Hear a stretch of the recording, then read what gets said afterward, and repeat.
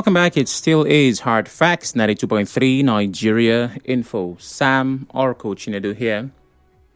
Well, since the dawn of the Fourth Republic, 3 presidents have declared states of emergencies across different states. The first was former President Olusegun Obasanjo, and in that instance, he suspended a governor. The second is Goodluck Jonathan, and the third, of course, is President Bola Ahmed Tinubu. And for the first and the third, which is Obasanjo and Tinubu, they suspended governors. Goodluck did not. And the story making rounds is that he was not allowed to, thanks to the rule of law and those who at that time insisted that it was unconstitutional. Well, the governor that would have been affected was Kashim Shettima, the man who is currently the Vice President of the Federal Republic of Nigeria.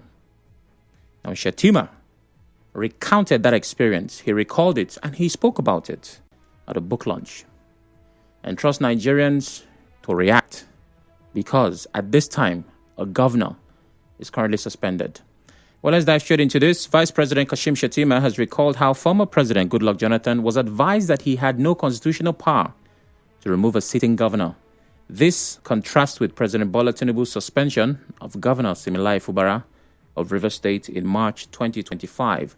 Speaking at the launch of former Attorney General Mohammed Adoke's memoir, OPL 245, Inside Story of the 1.3 billion naira Nigeria oil block on Thursday, Shettima revealed that Jonathan once considered removing him as Borno State governor during the peak of the Boko Haram crisis. However, Adoke, who served as Attorney General at the time, reportedly told the president that the Nigerian constitution does not give even the president the power to remove an elected councillor, let alone a governor. Shettima said it was Adoke who told President Jonathan in clear terms that he lacked the constitutional authority to sack an elected official. Shettima served as Borno governor from 2011 to 2019 and was at the helm during the 2013 state of emergency declared in Borno, Yobe, and Adamawa. Despite the emergency, the governors in those states remained in office. Well, let's hear from the vice president. In the last 4 years of the Jonathan administration, I was the most demonized person. Former President Goodluck Ebele Jonathan was mooting the idea of removing the Borno governor and Aminu Tambuwal, the then Speaker of the House of Representatives, had the courage to tell the president that, Your Excellency, you don't have the power to remove an elected councillor. The president was still not convinced. He mooted the idea at the Federal Executive Council. He told the then president that, Mr. President, you do not have the power to remove a sitting governor, not even a councillor. Okay. So naturally, the reactions that trailed that statement are like, okay, well, but your principal, President Bola Ahmed Tinubu, has suspended the governor of Rivers State. Now, some said that was a swipe at the president, suggesting that their relationship was strained. Others said maybe he was just making statements, recounting his experience, because the book launch is connected to the person who he claims saved him. Well, another statement from the office of the vice president is in the public domain, where he clearly states that his statement has nothing to do with the Rivers situation. The office of the vice president had dismissed claims linking the vice president's statement to the Rivers situation. I'll read what is left of that statement shortly. But my guest is Mr. Olalekan. He's a journalist and a public affairs analyst, and he joins me to make sense of what is before us. Good day, Mr. Ige. Yeah, is it afternoon or evening? Let me just say thanks for having me. Yes, always a pleasure. How are you doing, sir? I'm okay, I'm fine. How are you too? I'm wonderful. Okay, great. Is it still safe to say happy state of emergency? We're in a state of emergency. Okay. In that That's case, not been lifted. Okay. Happy state of emergency then. Thank you very much. Okay, and we can also say happy reconciliation. Yes, absolutely. Very necessary for the state to move forward. Okay. All right. Now, you heard what Shettima said. You've seen the reactions of Nigerians. You've also seen the statements that follow that, stating that, oh, no, that's not what he meant. But do you think, well, he has said he did not mean that, so we can't even ask about what we think he meant. But are Nigerians well within their right to have reacted that way? You know, there's a lot in the polity. The politics of 2027 started in 2023. Indeed. Indeed. So you understand the kind of politics, the kind of polity we have at the moment. It's been coming. There has been speculations out there that President Bola Tinubu was interested in changing Shettima ahead of 2027. Yeah. Some have even dropped the name of Kwankwaso until Kwankwaso came out recently to say that, look, I'm not interested in joining APC. But if you trust politicians, then it means that you should trust anything on earth. We've seen politicians who have been so vehement in their life, and that vehemence is just in an attempt to just cross over quietly, so that while you are still debating, then the man tells you that he has listened to his family members, he has consulted his constituency, he has consulted his late parents, and that the concurrence of all of them is that he should do it for the people.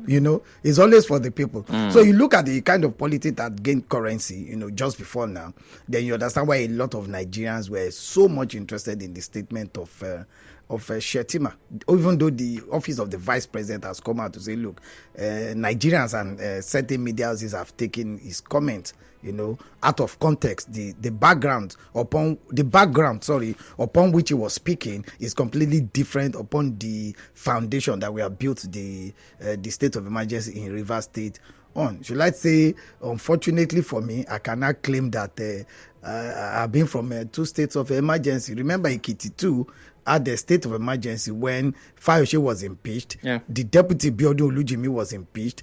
The man who was the speaker in Ekiti, I think Adefemi, also announced himself to be governor of Ekiti State. He was also impeached.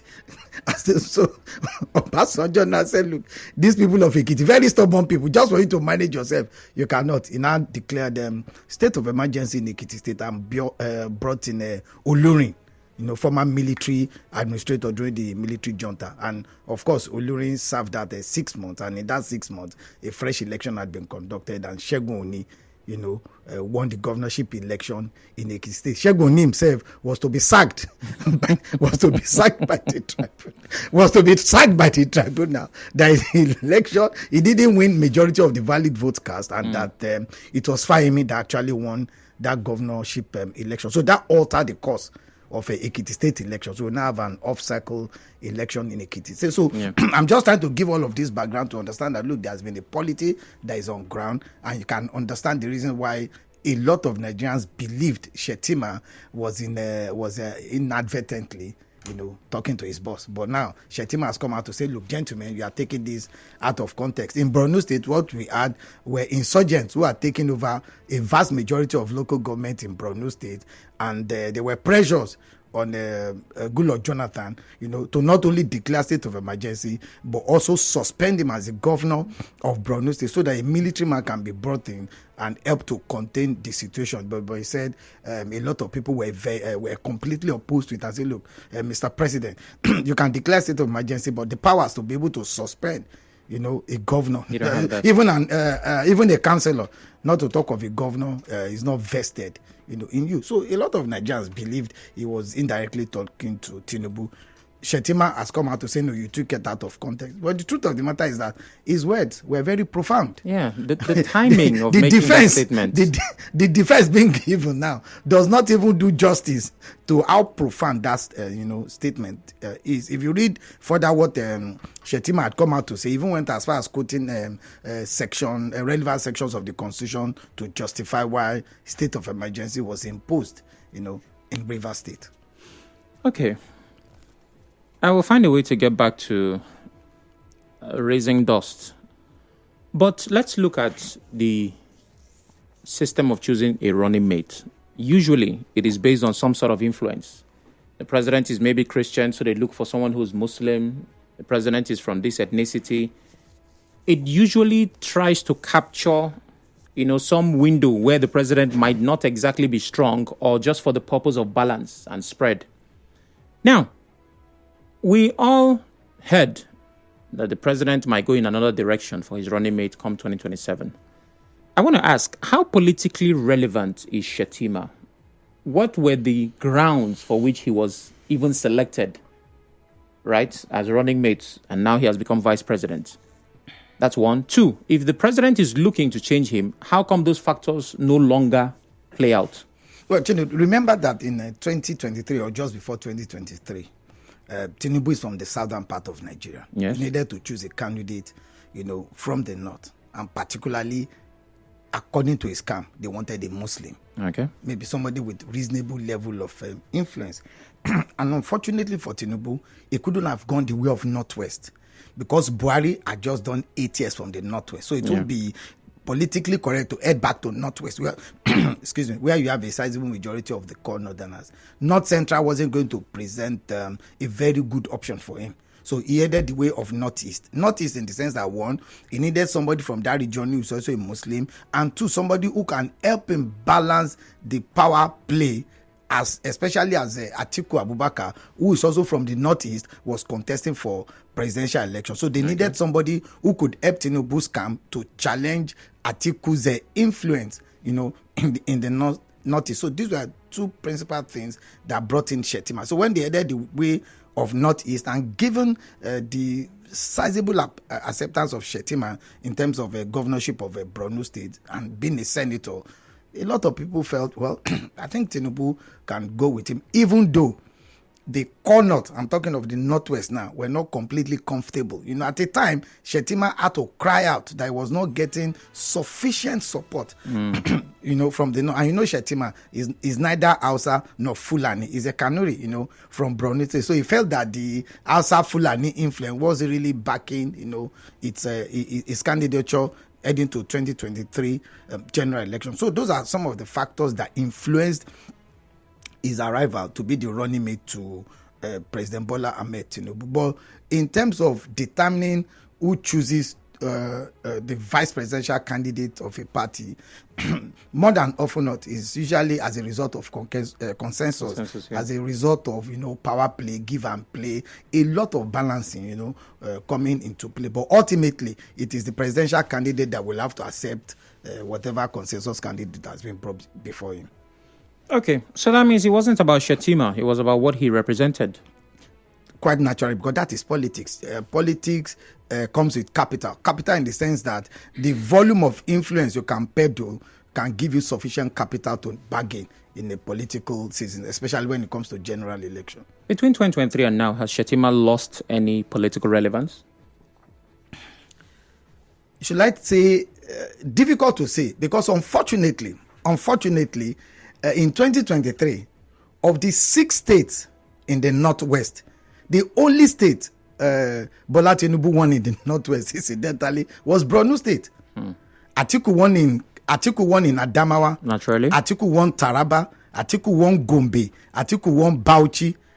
And Atiku won Yobe State. In 2020, in fact, 2023 was the first time the old block of AMPP, APC, ACN had lost governorship, presidential election, in Yobe State. Incidentally, Atiku won Yobe State in 2023. The only state in the Northeast that Shettima won was Borno State. So, as his influence dwindled, it's difficult to say, because in 2023, Atiku won 5 of the 6 states in the Northeast. It's difficult, for me to judge, at this point in time. Maybe and remember too that one of the thinking of Tinubu's camp is that I may not be exact with the figures now, but I just want to say approximately 8.5 million votes that Tinubu had in 2023 presidential election. Out of that approximately 8.5 million votes, more than 5 million came from the north. More than 5 million came from the north. That's a majority. Exactly. Now, you understand the thinking of Tinubu's camp. If North gave Tinubu the vast majority of the votes in 2023, and as of today, the North is beginning to shake, it means it will make sense to strengthen the South, where Tinubu didn't do too well.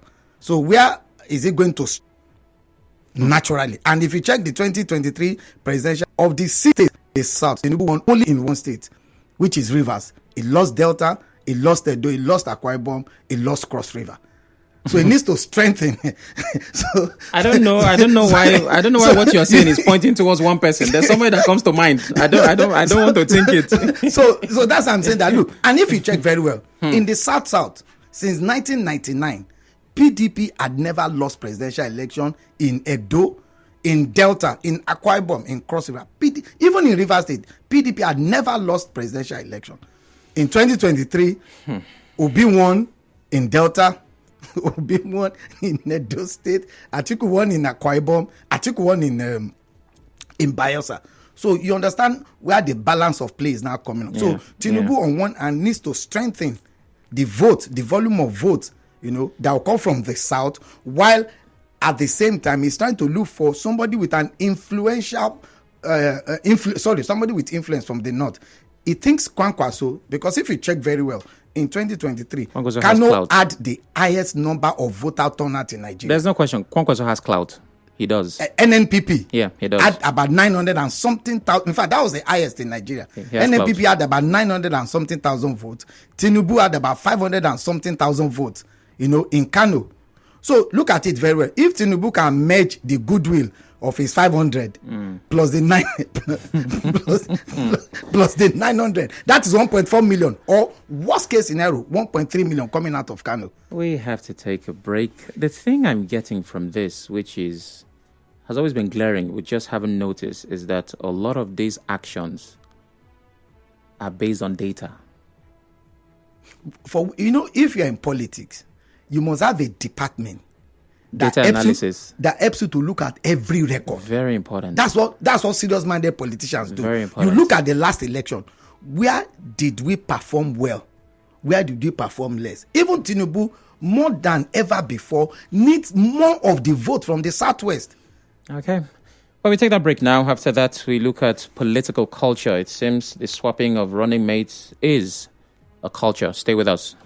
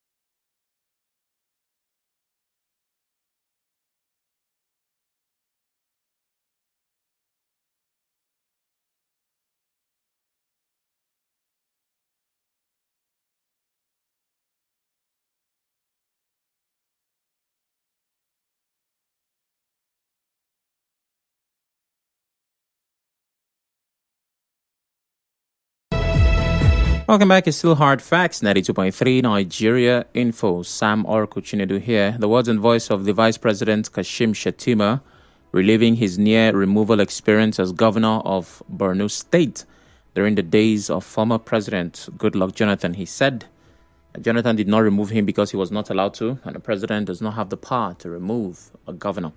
Well, people have pointed in the direction of Rivers, stating that is the current reality. Is this a clue to the strained relationship between Shettima and Tinubu?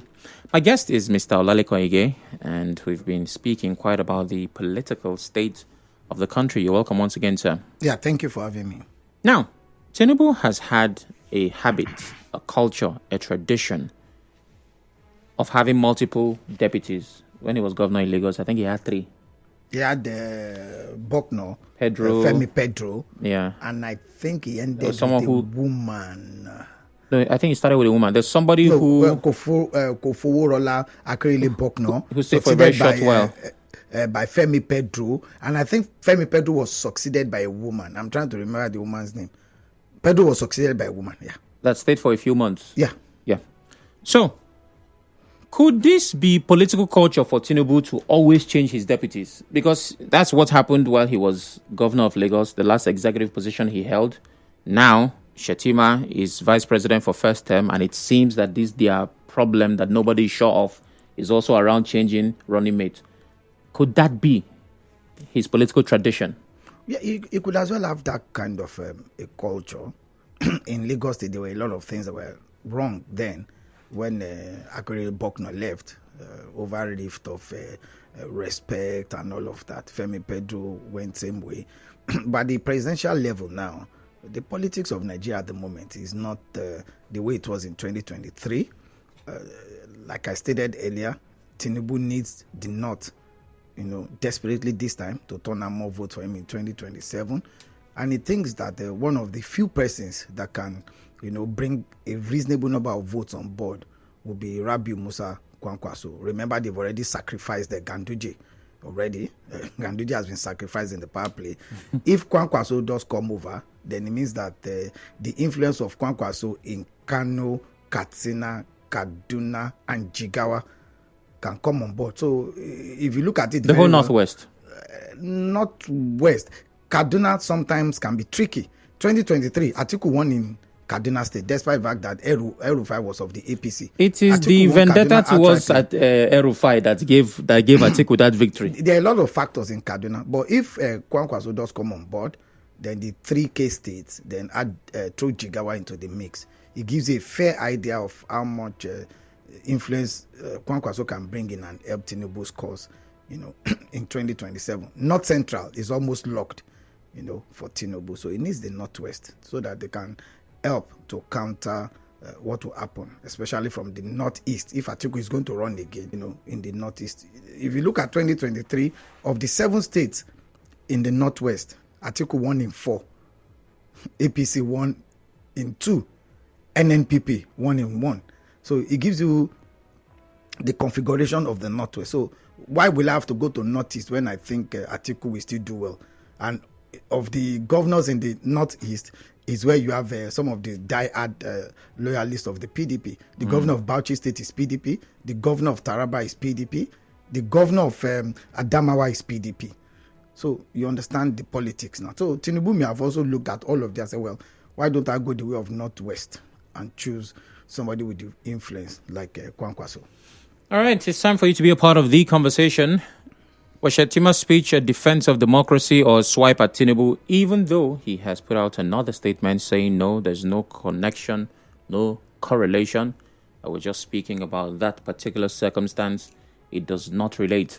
0817-923-0002. 0817-923-0003. WhatsApp is 080-903-06. 416. We're live on Facebook, Twitter, YouTube at Nigeria Info PH. You can watch, listen, and engage.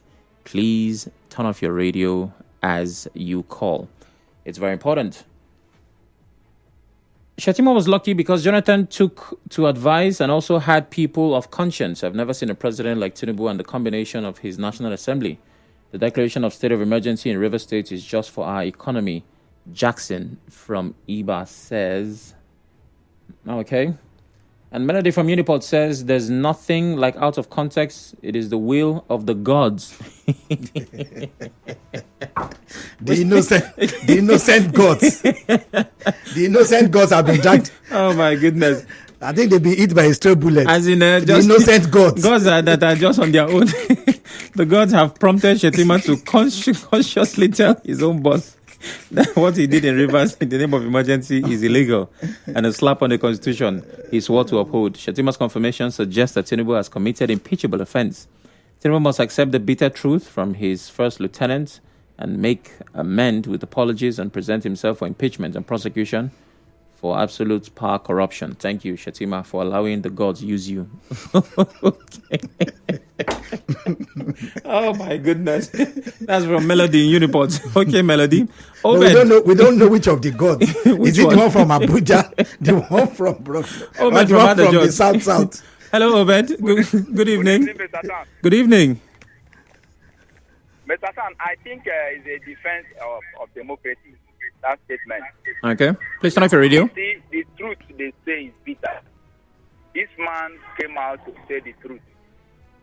Although it was referring as what he passed through as governor then.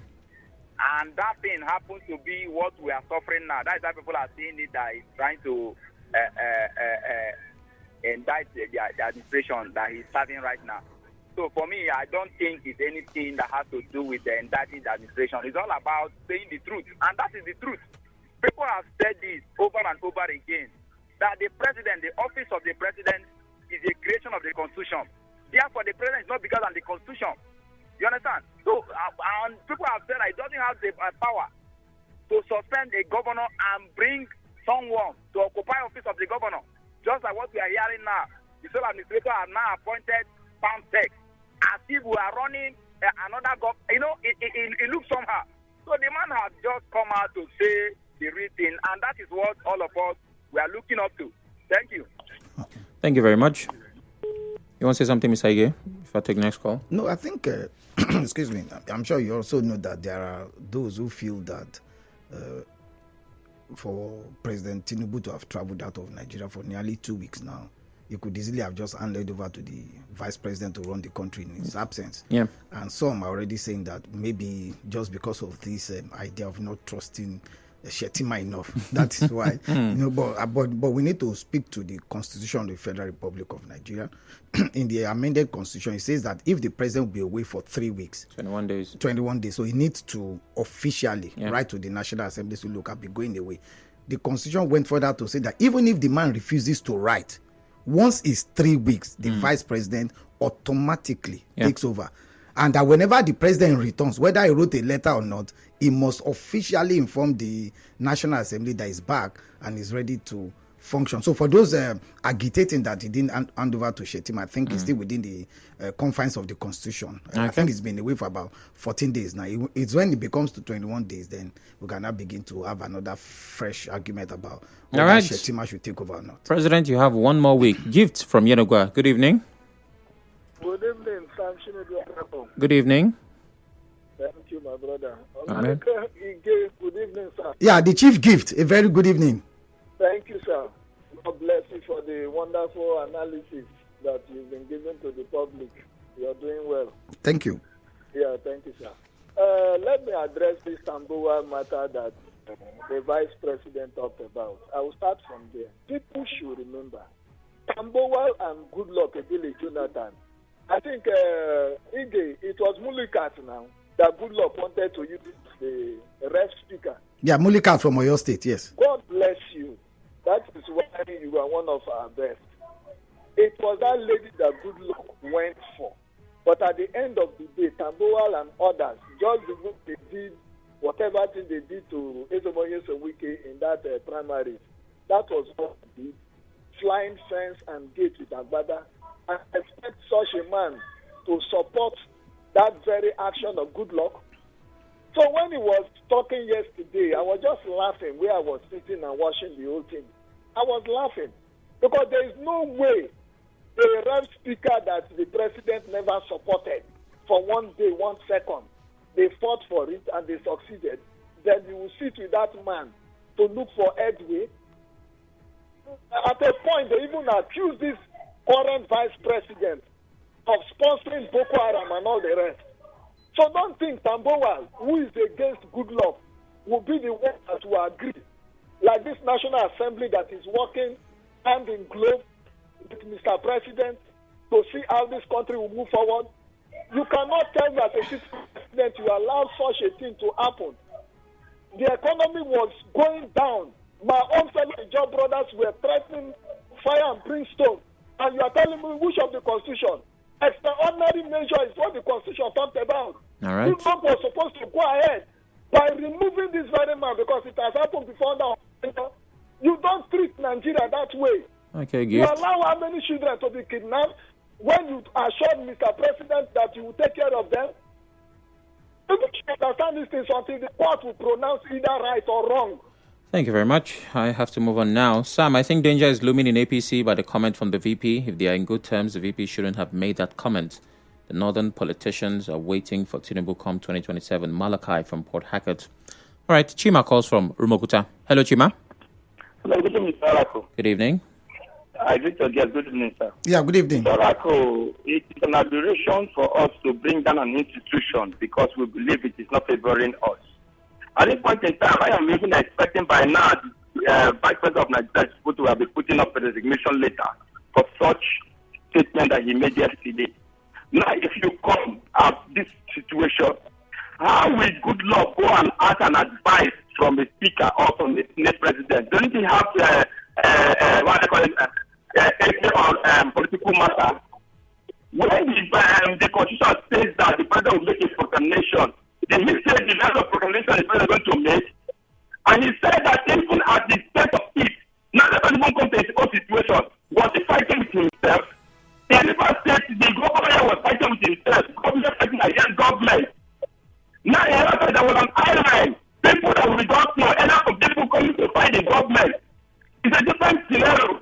Now if it is so, why is it so?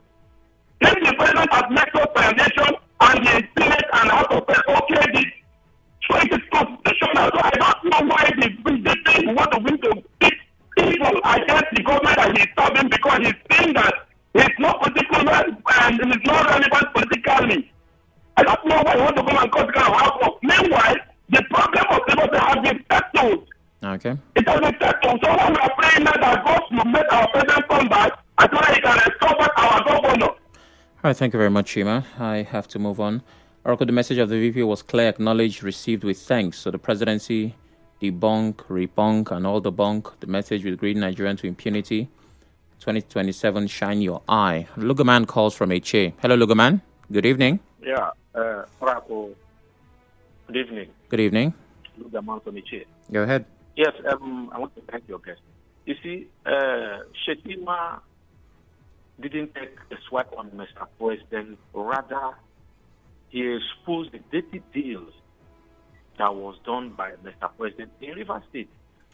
You see, this is how God works. You see, without, you know that so many persons are not happy with what Mr. President done to River State. But who is to come out and speak? That is why today, Shettima has spoken. No wonder my own leader, said the crop of politicians today that the Tinubu's government cannot speak to power, that during their own time they were radical. Had it been Tambowa did not say Mr. President, you don't have that power. Had it been Tambowa supported Mr. President, I think Jonathan could have suspended Borno State Governor, Shettima. But because Tambowa was radical, he know that what Mr. President wants to do that time was illegal. He told him that you don't have that power. Today, whatever Mr. President does, Ababe will say yes, all is correct, and some persons will support him. Like Education Minister, that what he did is right. It's not done. It's unfortunate, my brother. Okay. I want to thank Shettima that God will continue to bless you. Whether people like it to take this back or not, Nigerians will take their destiny into their hands. All right, thank you, Lugaman. They've dragged the gods, they've dragged God. Yes, who is our creator? Spiritual forces have been pulled into this to take credit. Now, Mr. Ige, what has happened has happened. A statement has been released from the office of the Vice President stating that there's no correlation or connection. But how do you think, regardless of what has happened so far, that this will affect the relationship further between the Vice President and the President? Could it further, if the relationship is already strained, could it lead to further cracks? Well, it's difficult to judge at this point in time. Difficult, but we already understand the undercurrent. The resignation of Ganduje would not just have happened if there were no certain negotiations or certain things that they are looking at before Ganduje, can resign. Same Ganduje that they say resigned because of his health. He's not the chairman of a federal airport. He's not the airport. It's not the I don't know whether they made him chairman so that it will be easy for him to leave Nigeria at any point in time. So, oh my goodness. Chinedu, I told you earlier that Kwankwaso came out and said, look, he's not interested in APC, right? When a politician tells you that he is not interested, it means that the stakes have not been, sufficient stakes have not been offered. Yeah. It could also mean that he wants the bargaining power to increase. So if you are going to have me, you understand, as your running mate, it means that, one, nobody will contest against my candidate in Kano. It will be a spirit of give and take. Yeah. Remember that the governor of Kano is NNPP. So are you saying that my governor should also cross over to APC so that nobody contests against him? It could be one of the reasons why Ganduje has not been sacrificed. Okay, look, the only problem that can fight you in APC in Kano will be Ganduje. Don't worry, we'll tell him to resign. So these are probably preparatory grounds. If all of these are true, and remember that Kashim Shettima is also from the north. Yeah. He has his ears on ground, particularly in Kano. So there are certain feedbacks they may have also been given him. So if the feedback is that, look, you'll be offered, as part of the sacrifice for Kwankwaso. But it will be worth it. It will be worth it. No, but then if you have been a vice president of Nigeria for 4 years, to me, I think it's something reasonable, because the prerogative to choose a running mate lies solely with the president of the Federal Republic of Nigeria. And for those who say, look, Shettima should rather resign. If Shettima resigns today, Tinubu reserves the sole right to appoint a deputy and he'll be inaugurated. It does not even require the concurrence of Senate and House of Reps for them to screen a vice presidential candidate. The constitution says that he appoints and he's sworn in automatically. So the prerogative to choose a running mate lies critically with Tinubu, and in this case, is looking at a lot of factors already. And with the coalition coming up, nobody knows what coalition will bring up. So it's better he strengthens his foothold on his core areas ahead of 2027. Oh, thank you, Mr. Ige. I guess the only option we have at this point as citizens of Nigeria is to watch and wait. Well, just to make a correction to say that, look, the third deputy governor to Tinubu is actually a man, not a woman. Please, I made a mistake in that. Led by Pedro, then it was Abiodun Ogunleye. It's not that I just remember the man's name. Yeah. And I think he was in office for roughly 15 or 16 days ago. It was towards the tail end very close of to Tinubu that Pedro was impeached. So all right. That's it. Well, thank you, Mr. Ige, for your time. We truly appreciate it. Have yourself a wonderful day, sir. Yeah, thank you for having me. News update comes up at 5. After that, we'll be talking about local government autonomy. Stay with us.